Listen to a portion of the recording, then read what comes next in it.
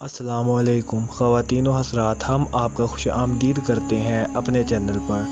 ہم آپ کے لیے لائے ہیں ایسی پراسرار کہانیاں جس کو آج تک کوئی نہیں سلجھا سکا۔ ہم امید کرتے ہیں آپ کو ایسی پراسرار کہانیاں ضرور پسند آئیں گی، اور وقت کا ضیاع کیے بغیر کہانی کی طرف چلتے ہیں۔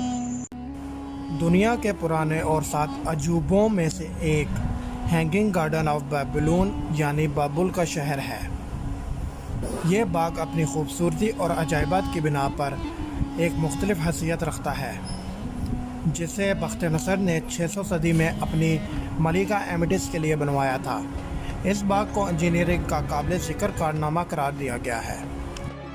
السلام علیکم دوستوں، آپ دیکھ رہے ہیں پراسرار کہانیاں۔ دنیا کے قدیم 7 عجوبوں میں سے ایک بابل کا شہر بھی تھا۔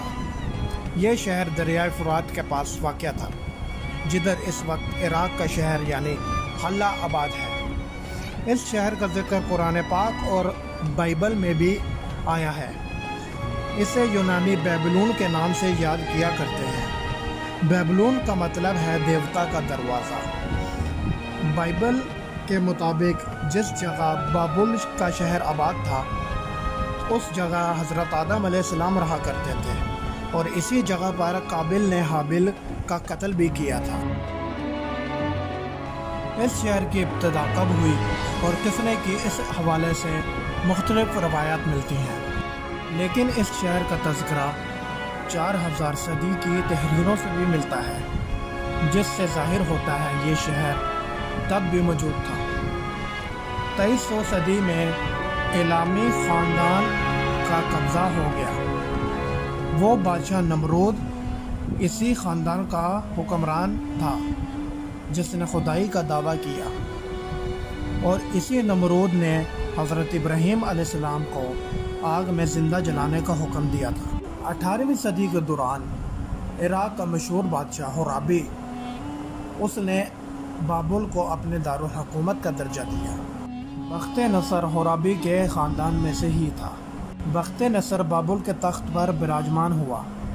اس نے اپنے لڑکپن میں ہی مصر جیسی قوت کو گھٹنے ٹیکنے پر مجبور کر دیا، اور اپنے آس پاس کی قوتوں کو زیر کرنے کے بعد یہودیوں کے علاقے یروشلم کی اینٹ سے اینٹ بجا دی۔ ہزاروں یہودی قید کر کے بابل لے آیا، اور اس نے دن رات مشقت کروانے لگا۔ بخت نصر کے دور کو ہی بابل کا عروج کا دور کہا جاتا ہے۔ اس نے سلطنت کی زیادہ دولت بابل کی تزئین و آرائش اور دفاع میں خرچ کی۔ بخت نصر نے سب سے اہم حکم بابل کے معلق باغات کو بنانے کا دیا تھا، جو اپنے وقت میں عجائبات میں شمار کیے جاتے ہیں۔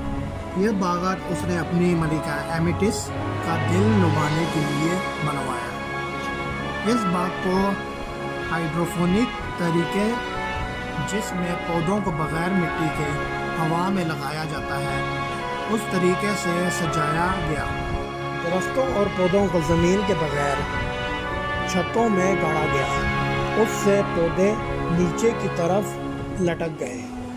یہ دنیا کا ایسا عجوبہ ہے جس کا مقام آج تک معلوم نہیں ہو سکا۔ یہ شہر وقت کی مار نہیں سہ سکا، اور وقت کے ساتھ ساتھ خاک میں مل گیا۔ بابل میسوپوٹیمیا یعنی موجودہ عراق ہے۔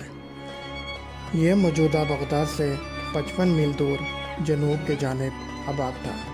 540 صدی میں ایران کا بادشاہ سائرس نے قبضہ کر لیا۔ 275 صدی میں اس شہر کا زوال شروع ہو گیا۔ اب اس جگہ صرف کھنڈر موجود ہیں۔ ہم امید کرتے ہیں آپ کو یہ ویڈیو ضرور پسند آئی ہوگی۔ باقی ویڈیو کے لیے چینل کو سبسکرائب کریں اور ویڈیو کو لائک کریں۔ شکریہ۔